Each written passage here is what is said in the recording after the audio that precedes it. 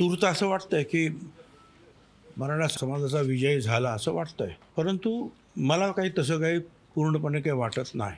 एक तर अशा रीतीचे झुंडशाहीने अशा प्रकारचे नियम कायदे हे बदलता येत नाहीत. आम्ही सुद्धा शपथ घेताना आम्ही काम करू without any fear and favour. कुणाला न घाबरता आम्ही निर्णय घेऊ, कुणाला फेवर करणार नाही अशी शपथ आम्ही सगळे मंत्रिमंडळाने घेतलेली आहे. आता ही जी आहे ही एक सूचना आहे, नोटीस आहे. याचं रूपांतर नंतर होणार आहे. 16 फेब्रुवारीपर्यंत जे आहे त्याच्यावर हरकती मागवण्यात आलेल्या आहेत. महाराष्ट्रातील ओबीसी समाजाच्या आणि इतर समाजाचे जे वकील असतील, सुशिक्षित असतील, त्यांनी या सगळ्याचा अभ्यास करून या अशा प्रकारच्या हरकती ह्या ताबडतोब पाठवण्यासाठी प्रयत्न करावेत. लाखोच्या संख्येने हरकती सरकारकडे पाठवून द्यावं. ओबीसी समाजाच्या सर्व कार्यकर्त्यांनी सुद्धा या हरकती अशा प्रमाणे पाठवाव्यात की जेणेकरून सरकारला सुद्धा लक्षात येईल की याची एक दुसरीसुद्धा बाजू आहे आणि दुसरंसुद्धा काही लोकांचं मत आहे. माझी विनंती आहे त्या सगळ्यांना की नुसतं जे आहे एकमेकावर ढकलून किंवा चर्चा करून होणार नाही, तर प्रत्यक्ष कृती करावी लागेल. तुम्हाला याच्यावर हरकती घ्याव्या लागतील आणि आम्ही त्या हरकती आमच्या समता परिषदेच्या याच्यामध्ये तर त्याबद्दल आम्ही निश्चितपणे विचार करून योग्य प्रकारेच्या पुढची आम्ही कारवाई करू. एक आहे माझं स्वतःचं मत असं आहे की हे सगळे सोयरे जे आहे हे कायद्याच्या कसोटीवर अजिबात टिकणार नाही असं माझं मत आहे. यामध्ये मराठा समाजाला सुद्धा मला त्यांच्या निदर्शनास आणून द्यायचं आहे. हे ठीक आहे की तुम्ही ओबीसीच्या 17, 18, 19% जे काय आरक्षण शिल्लक राहिलं आहे त्याच्यामध्ये येण्याचा आनंद तुम्हाला मिळतोय, तुम्ही जिंकलात असं तुम्हाला वाटतं आहे. पण तुम्ही दुसरी एक बाजू लक्षात घ्या. या 17% आता जवळजवळ 80-85% लोक येतील. म्हणजे शेड्यूल कास्ट, शेड्यूल ट्राईब तर वेगळे आहेत, पण हे 54% आणि तुम्ही 20% जरी म्हटला तरी ते 75% हे सगळे जे आहेत एकाच ठिकाणी येते. EWS खाली तुम्हाला आतापर्यंत जे केवळ 10% आरक्षण तुम्हाला मिळत होतं की ज्याच्यामध्ये 85% आरक्षण, त्या 10%मधलं 85% आरक्षण मराठा समाजाला मिळत होतं, ते आता यापुढे मिळणार नाही. ओपनमध्ये जे उरलेले 40% होतं त्याच्यामध्ये तुम्हाला परत आरक्षण मिळत होतं, ते सुद्धा तुम्हाला आता मिळणार नाही.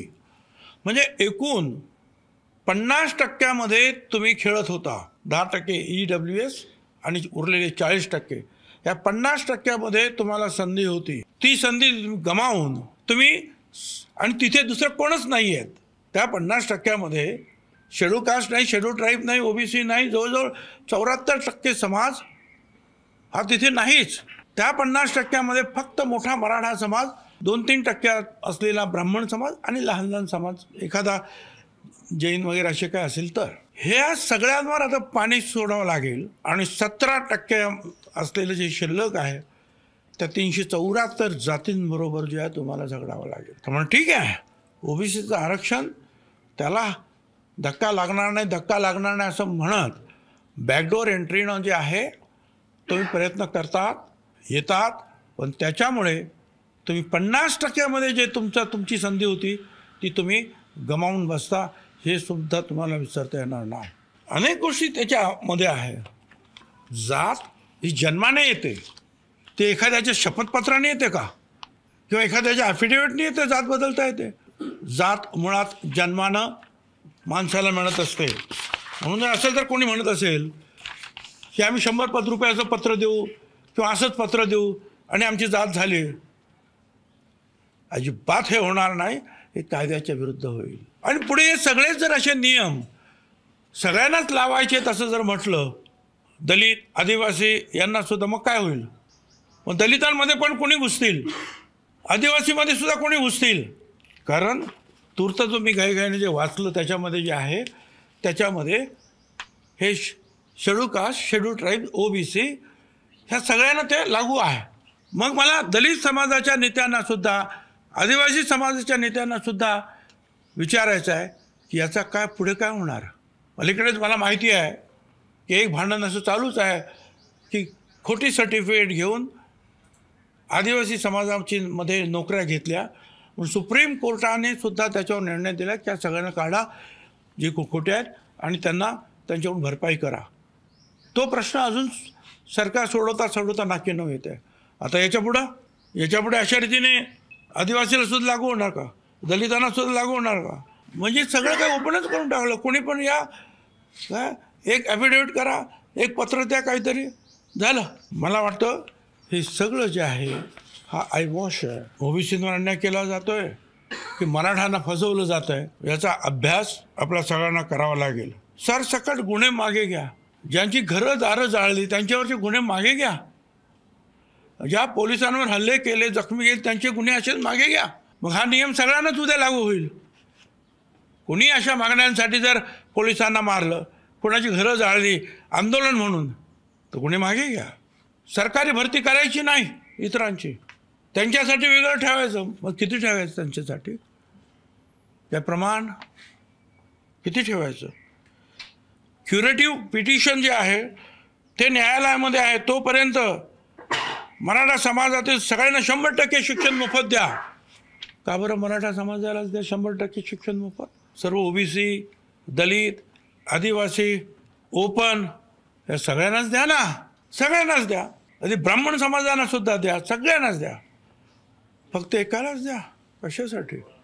या संदर्भामध्ये मी उद्या 5 वाजता B6 सिद्धगड हे जे माझं सरकारी निवासस्थान आहे त्या ठिकाणी या संदर्भातील मग ते ओबीसी असतील, दलित आदिवासींनासुद्धा त्यांचेसुद्धा नेते येऊ शकतात. पण विशेषतः ओबीसी नेते ते कुठल्याही पक्षाचे असतील किंवा पक्षाचे नसतील, कुठल्या संघटनेचे असतील किंवा नसतील, त्यांनी कृपया पक्षाचा किंवा इतर संघटनेचा अभिनिवेश सोडून या कामासाठी कृपया उद्या 5 वाजता B6 सिद्धगड बंगला जो आहे त्याच्यावर यावं. आपण चर्चा करूया. याच्यामध्ये कुठल्याही पक्षाला कमी लेखण्याचा, जास्त लेखण्याचा असा प्रयत्न नाही.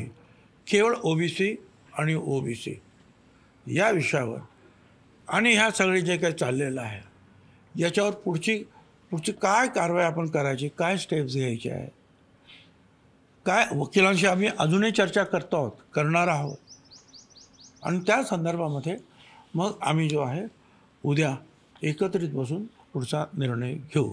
या संदर्भात कोर्टात लढाई लढण्याची काही आपली तयारी आहे? कोर्टात ज्या वेळेला हरकती वगैरे आपण देऊ त्याच्यानंतर सुद्धा अशा प्रकारचा जर हे नोटिफिकेशन जर झालं, हा ड्राफ्ट आहे,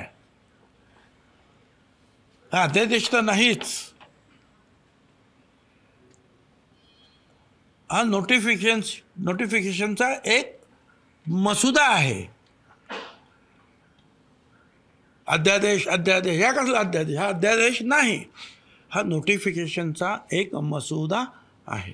तो मसुदा 16 तारखेपर्यंत आपण सगळ्यांनी, बरोबर आहे की चूक आहे, जे काय म्हणायचं तुम्हाला चुकीचं असेल, ऑब्जेक्शन्स विशेषतः त्याच्यावर घेता येणार. त्याच्यानंतर मग शासन ठरवतं. ते जर ठरलं त्याच्यानंतर मग कोर्टात जाता येईल. तोपर्यंत आमचा अभ्यास सुरू राहील. पण ज्या पद्धतीचं हे सगळं आंदोलन उभं राहिलं आणि तुम्ही जसं म्हणलात की शपथविधीच्या वेळेला आपण अशा पद्धतीची शपथ घेत असतो की कोणालाही फेवर केलं जाणार नाही, काही नाही, मग आपली याच्याबद्दल नाराजी आहे का की मुख्यमंत्र्यांनी किंवा सरकारने ज्या पद्धतीनं घाईघाई? आमची नाराजगी जी आहे, मी आत्ताच काय मी माझ्या रॅलीजमध्ये सुद्धा मी बोलून दाखवतो. अशा रीतीने कुणाचे ठीक आहे, उद्या आणखीन कोणतरी असे लाखो लोक घेऊन येतील, मग आपण काय ते बदलणार का? उद्या लाखो लोक घेऊन येतील, सांग आम्हाला दलितांमध्येच घ्या, आम्हाला आदिवासीमध्येच घ्या, आपण करणार का?